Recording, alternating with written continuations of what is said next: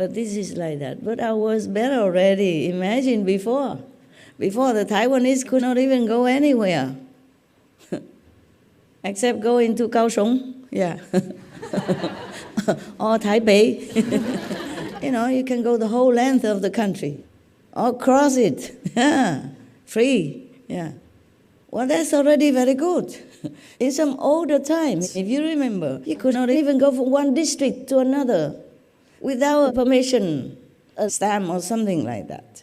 Some countries before were like that. So our world is truly getting better. It's just snail pace for me, Snail. Turtle. Turtle pace for me. Too slow. But it's getting better, yeah? More civilized, right? At least like that. We have to practice more in order to have wisdom, but it's very difficult for you to feel the difference between wisdom and your own judgment. I tell you some examples of wisdom and your own preconceived ideas, judgments. I have written it, point, so that I can talk to you, so that you can be more aware of the traps of your own mind and your own customs, society customs and prejudices. But I moved and I walked the whole little house. I could not find it. It was together with my diary. I cannot find it just now. And I was already late negotiating to come out to see you. I wasn't successful in negotiating, but I say I go anyway. And then I still could not find my things that I wanted to tell you. So it's later and later. And then I called one of your brothers just to ask whether or not he had what he needed to go, okay? And he told me every other thing except that question. So I had to scream at him, okay, just tell me, you got it or not? And he said, got it. I said, okay, thank you. Now go with God. I was already in a hurry to come to see you. And he talked about the history of his unpacking and packing his luggage. Yeah. And I asked him, where are you? He didn't tell me that. He told me many other things. I just asked, where are you? One simple question. Another question, did you get what I sent? And that's all I asked. Everything else he can tell me on another day. I'm telling you. I have one thing that you need desperately, and all of you should have, wisdom. I'm going to prove it to you. Otherwise you think, oh, Master, you're boasting. How do we know if you have wisdom? Very simple to check. I'm not lying to you, I cannot. If you have a little brain and you understand English or Chinese, well, I'm going to prove it to you. I had it all on a little piece of paper, I couldn't find it. So what I remember, I tell you, okay, huh? It's not the same though, maybe I can't remember as good as I want to remember. For example, one thing, when I was in Hungary, okay, I'm not trying to blame anybody, I'm just trying to give you lessons. So don't judge them, huh? Okay. There were many dogs that they adopted. Later I took them with me because I didn't think they take good care in Hungary the way they did. When I was there, I took them in my trailer every night to give them some warm things to eat with me, and they loved it. Okay. There were dogs, yeah? And the whole yard was muddy because of winter, the ice and the rain and muddy. And the dogs' paw, of course, muddy. And I was wearing a white coat. I needed to go to see you. So one or two dogs jumped on me. I said, no jump, just like that, no jump. Try to jump. I said, no jump. And then later one of your brothers told me, you scare the dogs. I said, what did I do? You say, no jump. I said, wow. And you let them sleep outside in the mud, in the cold, in the snow, minus 20, minus 30, you don't think it scares them? You think that is better than when I just tell them not to jump? You think you have more compassion than me? Huh? So that is wisdom and judgment. Immediately when I went there, I saw their situation. One of the dogs had a very thin hair. If they had thicker hair, maybe they could have it. Some of them had a thicker hair, but one, boyo, very thin. I could see the skin. Oh my God, and he had no room, no cover shed outside. Not even the dog house. You understand me? The dog house maybe had the front open, but everywhere else was closed. Nothing. Just a little cemented roof. No, not cement. You know those kinds of wavy cemented pieces of sheet they make a roof with sometimes? So one sheet of that attached to the wall. That's all he had. And of course he dug a hole, as much as he could with such a hard winter, solid ground to have a little shallow hole, and he slept in there. Immediately I said, we have to cover all this. And I gave them warm food every night with me together in my trailer. That is real love, okay? And not to judge me like I scolded the dogs, not to jump on me. My love is not to let them jump on me, but to teach them not to jump on me. We have dogs, all the dog experts will tell you, teach your dogs not to jump on people, because if they get used to it, they jump on children. And children might fall, or fragile elderly, and they might fall and hurt themselves. Is that good? No. So you understand the real love and just superficial love. And the judgment, and the wisdom. Love has to go with wisdom, okay? Not just say, okay, love. The astro sentiment is different from true love. Astro sentiment, binding karmic bondage, they are not real love. That love can break any time as long as the karma is no longer there, it's broken. Or some situation is better, that love will move to another object. You understand? These are different loves. Real love never dies. Real love doesn't change. Real love is always there and with wisdom. Another thing, I just remember what I tell you what, okay? Maybe I don't remember all. Okay, good.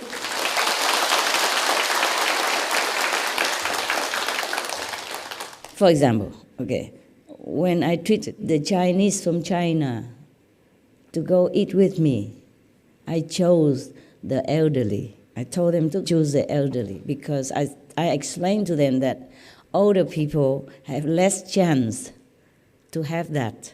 Younger people will maybe not, but have more chance to come to see me than the elderly.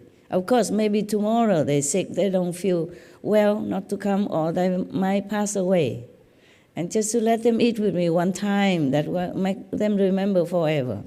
And that will boost their happiness in their old age, when children are not often visiting them anymore, when society doesn't feel the need for them anymore, when they just stay sometimes alone, cook for themselves, even when they're not well, they have to do everything for themselves. That will boost their happiness. That is good, not because I discriminate. And then the next day, it's not their turn anymore. It's going back to usual. Usual is that the Westerners, they sit here because we are a hospitable race of beings. We are Asians. We treat guests very, very nicely, cordially and truly with love, with welcomingness. So that's what we do. And then the brother thinks that he should bring all the older Chinese people to come here because Master did that. Hey, be a good guy, good police, bad police. And then I have to come. Either I have to move them, or it's just a surprise.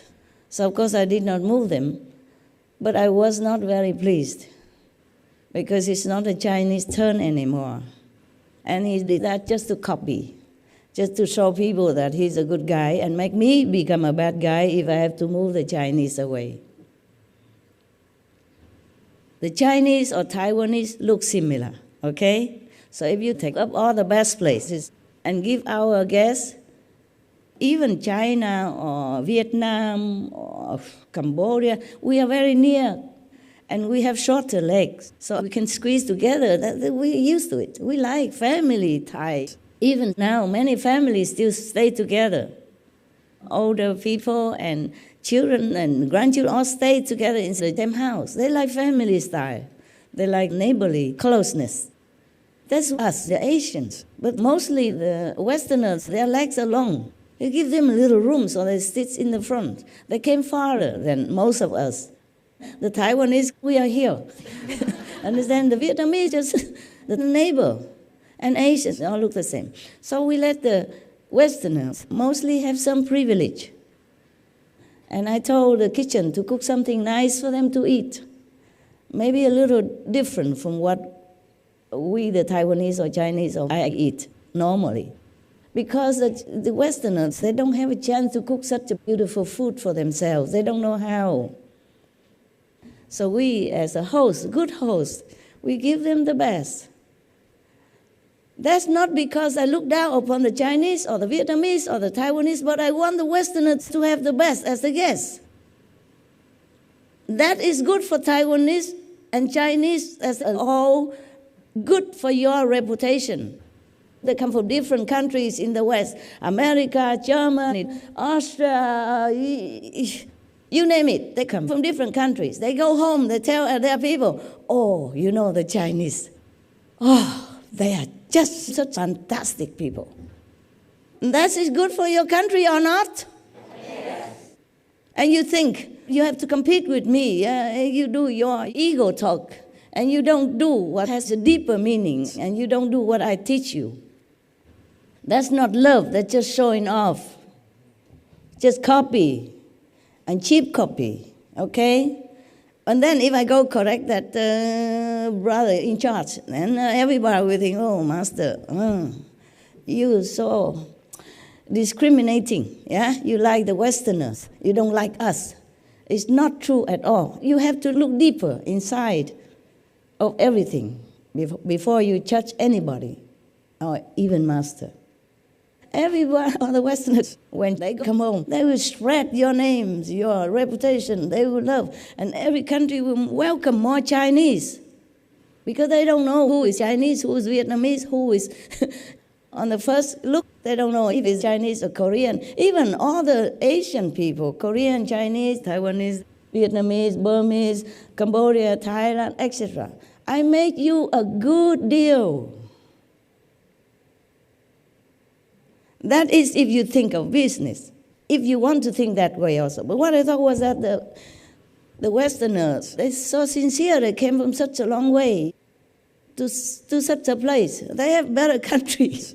You understand? If you go to Europe, you see how it looks like. Everywhere looks so clean, tidy, beautiful. And they came to us. We are not all that tidy and magnificent like the European countries. I'm telling you the truth. No? Yes or no? Yes. Yeah, if you go to Europe, you know.